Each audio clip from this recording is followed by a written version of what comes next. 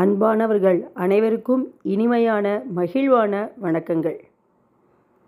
இதுதான் வாழ்க்கை என கதை சொல்லி நம்மளை எச்சரிக்கும் நீதிதான் விதுர நீதி. ஒருவன் பெரும் காட்டுக்குள் நுழைந்தான். எவராலும் சுலபமாக நுழைய முடியாத காடு அது. அங்கு போன அந்த மனிதன் நன்றாக சுற்றுமுற்றும் பார்த்தான். சிங்கம், புலி, கரடி முதலான ஆபத்தான மிருகக் கூட்டங்கள் கூட்டமாக அங்கு இருந்தன. ஒரே கூச்சல். அந்த மிருகங்களின் நடமாட்டத்தையும் கூச்சலையும் கண்டு மனிதன் மிகவும் பயந்து போய் அங்கும் இங்குமாக ஓடி தப்பிக்க முயற்சி செய்தான். அப்போது மிகவும் கோரமான அவலட்சணமான யாவரும் வெறுக்கக்கூடிய பெண் ஒருத்தி ஓடி வந்து தன் இரு கைகளாலும் அந்த மனிதனை கட்டிப்பிடித்தாள். அவளை பார்த்து பயந்து போன அந்த மனிதன் திமிரிக்கொண்டு இன்னும் வேகமாக ஓடினான். அவ்வாறு ஓடும்போது புற்களும்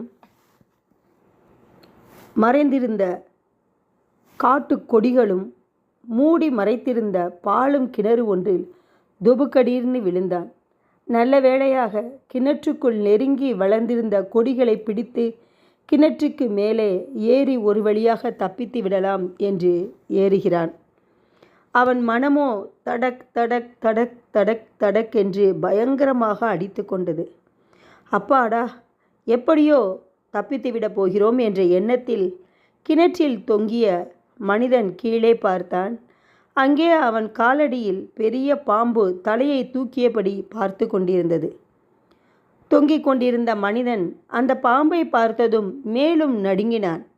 எப்படியாவது மேலே போய்விடலாம் என்ற எண்ணத்தோடு தலையை உயர்த்தி மேலே பார்த்தபோதுதான் கிணற்றின் மேலே இன்னொரு ஆபத்து காத்து கொண்டிருந்தது. வித்தியாசமான மிருகம். 6 முகங்களும் 12 கால்களும் பல வண்ணங்களுடன் காணப்பட்ட ஒரு பெரிய விசித்திரமான யானைதான் அது. என்னடா இப்படிலாம் இருக்குமா அப்படின்னு சொல்லி உங்களுக்கு மனசில் கேள்வி வருது இல்லைங்க?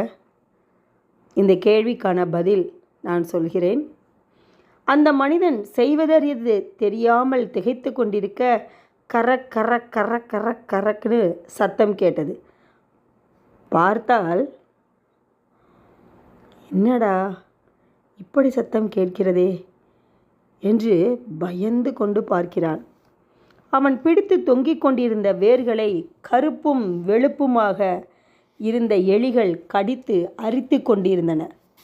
இவ்வளவு சோதனைகளும் ஒருபுறம் இருக்க, அவன் சற்றும் எதிர்பாராத இன்னொரு புறம் நடந்தது ஒன்று. என்னவென்றால், உச்சியில் இருந்த தேன்கூடு ஒன்று திடீரென்று சிதைந்து அதில் இருந்து ஒரு சில தேன் துளிகள் ஆபத்தான நிலையில் தொங்கிக் கொண்டிருக்கும் அந்த மனிதனின் நாக்கில் விழுந்தன. அவ்வளவுதான். அனைத்து துயரங்களையும் மறந்தவன் தேன் துளிகளை சுவைக்க ஆரம்பித்து விட்டான். என்னையா மனுஷன், இவன் பைத்தியக்காரன். தேனை சுவைக்கும் நேரமா இது? அந்த மனிதன் வேறு யாரும் அல்லங்க, நாம தான். கதையை மற்றொரு முறை நன்றாக கேட்போமா? அது சொல்லும் எச்சரிக்கை நமக்கு புரியுங்க. அதாங்க விதுர நீதி. அதாவது விதுரன்கிறவர் யாருங்க? மகாபாரதத்தில் வரக்கூடிய மிகப்பெரிய ஆளுங்க. போருக்கே வரமாட்டேன், அதே மாதிரி வில்லையும் தொடமாட்டேன் என்று கிருஷ்ணனால் சத்தியம் பண்ணி கொடுக்கப்பட்டவர். அடுத்தது அவருடைய நீதி கதைகள் கேட்கும் பொழுது ஒவ்வொருத்தருக்கும் வாழ்க்கையில் எப்படி முன்னேறணும் அப்படின்றது நமக்கு எளிமையாக அருமையான முறையில் எடுத்து சொல்லியிருப்பாருங்க. அந்த கதை தாங்க.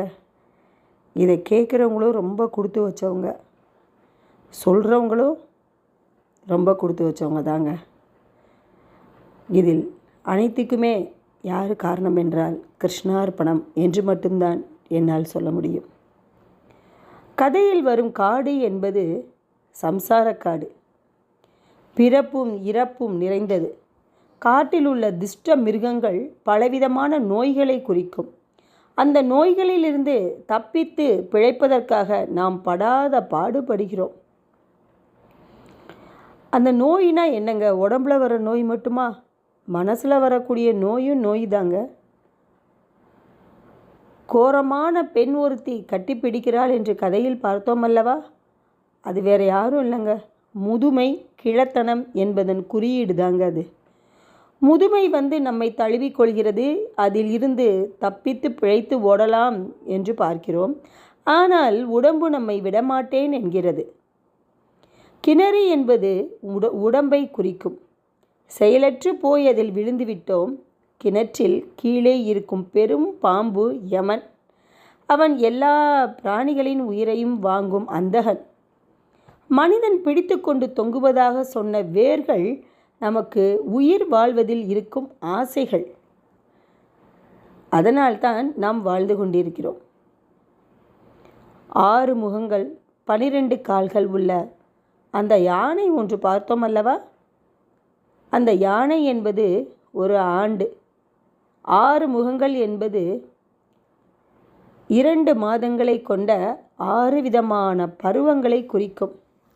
12 கால்கள் என்பது 12 மாதங்களை குறிக்கும். மனிதன் பிடித்து தொங்கிக் கொண்டிருந்த வேர்களை அறுக்கும் கருப்பு வெள்ளை எலிகள் இரவையும் பகலையும் குறிக்கும். இரவும் பகலும் ஆன காலம் நம் வாழ்நாட்களை அரித்து கொண்டிருக்கின்றன. தேன் துளிகள் என்பது வாழ்வின் இன்ப சுவை. பலவிதமான விஷயங்களிலும் ஈடுபட்டு ஏதாவது சந்தோஷம் துளி அளவு கிடைத்தாலும் போதும், அனைத்தையும் மறந்துவிடுகிறோம்.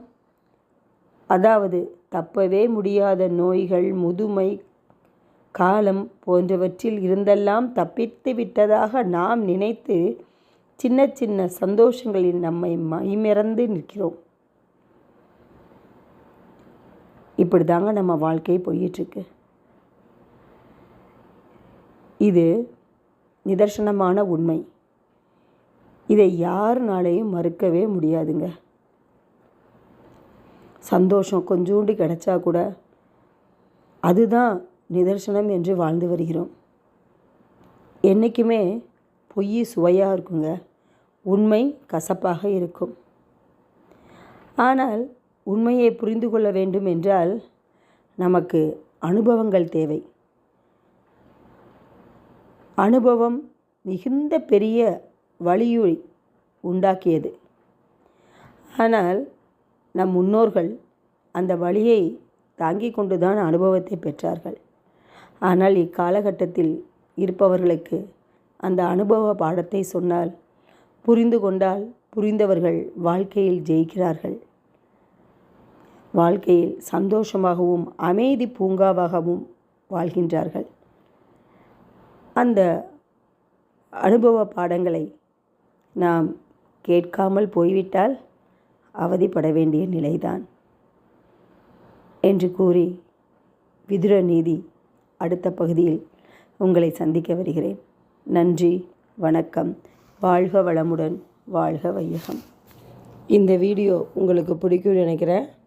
லைக் பண்ணுங்கள், ஷேர் பண்ணுங்கள் அண்ட் சப்ஸ்கிரைப் பண்ணுங்கள். தேங்க்யூ.